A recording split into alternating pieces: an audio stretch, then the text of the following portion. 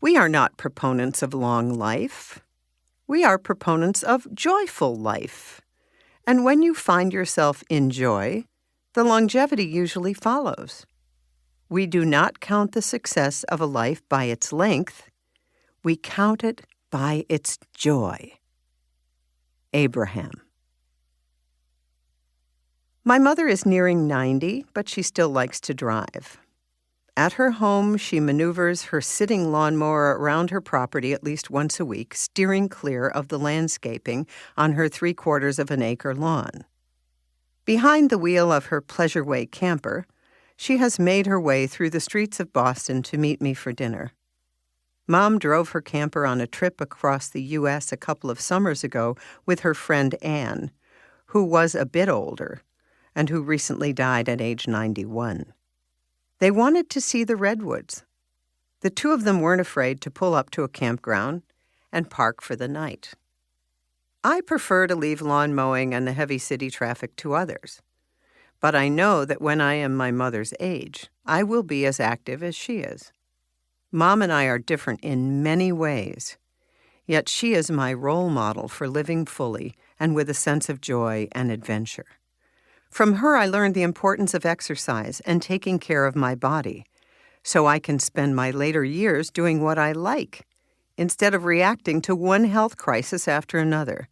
To quote Esther Hicks and Abraham, my formula for my later years is happy, healthy, dead. You are not doomed to spend your last months with an oxygen cannula up your nose. You can rewrite that story. As a physician and health educator, I know you can minimize the possibility of degenerative disease and premature aging if you make good lifestyle choices. You don't have to experience health as a temporary respite. It is your birthright. You can get out of the state of hypervigilance and stop worrying that your body is about to betray you any minute. Instead, you can reclaim your natural, harmonious relationship with your body and experience pleasure, joy, and vibrant wellness as a daily reality. Then you'll live agelessly with the vitality of a goddess, and your body and spirit will reflect that.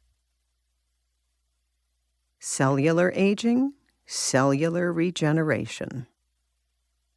Although most people don't realize it, the body is constantly in a state of reinvention. Cells replenish themselves regularly. Old cells die, new ones are born. Of all your organs, your skin replaces itself the most quickly, but each one regenerates.